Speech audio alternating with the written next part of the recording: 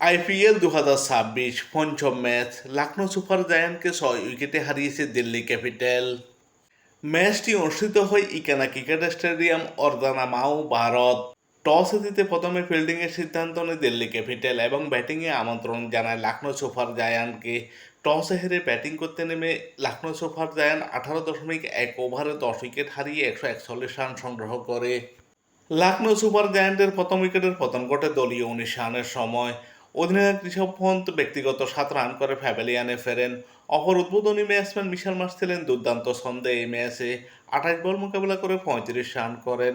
3টি ছয়, 2টো ছাড়া ছিল তার 35 রানের ইনিংসে।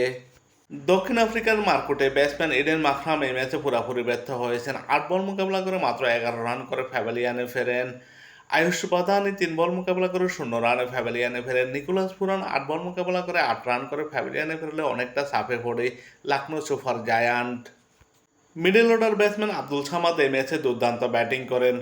25 বল মোকাবেলা করে 36 রান করেন। 1টি ছয়, 3টি ছাড়া ছিল তার 36 রানের ইনিংসে। 144 স্ট্রাইক রেটে ব্যাটিং করেন তিনি এই ম্যাচে।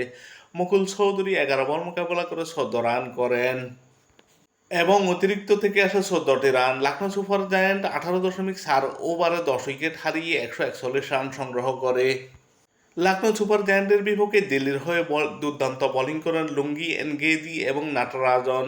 নাটরাজন 4 ওভার বোলিং করে 29 রান দিয়ে 3 উইকেট শিকার করেন। লুঙ্গি এনগেজি 3.4 ওভার বোলিং করে 27 রান দিয়ে 3 উইকেট শিকার করেন।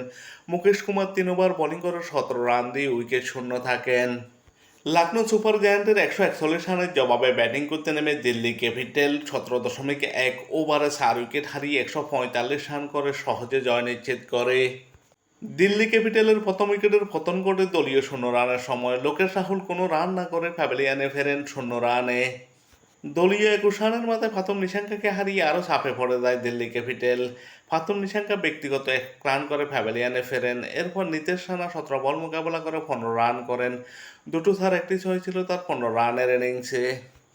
25 রানে 3 উইকেট হারানো দিল্লি ক্যাপিটালকে আবারও ছন্দে ফেরান সামির রিজভী। 47 বল মোকাবেলা করে 70 রান করেন। 7টি ছয়, 5টি ছাড় ছিল তার 70 রানের ইনিংসে। 148 স্ট্রাইক রেটে ব্যাটিং করেন তিনি এই ম্যাচে। সামির রিজভীর ব্যাটিং নৈপুণ্যে এই ম্যাচ জয় পায় দিল্লি ক্যাপিটাল। অধিনায়ক আকসার প্যাটেল 1 বল মোকাবেলা করে 0 রানে প্যাভিলিয়নে ফেরেন। শেষের দিকে দুর্দান্ত ব্যাটিং করেন দক্ষিণ আফ্রিকান ব্যাটার ক্রিস্টিয়ান স্টিভ। 32 বল মোকাবেলা করে 39 রান করেন।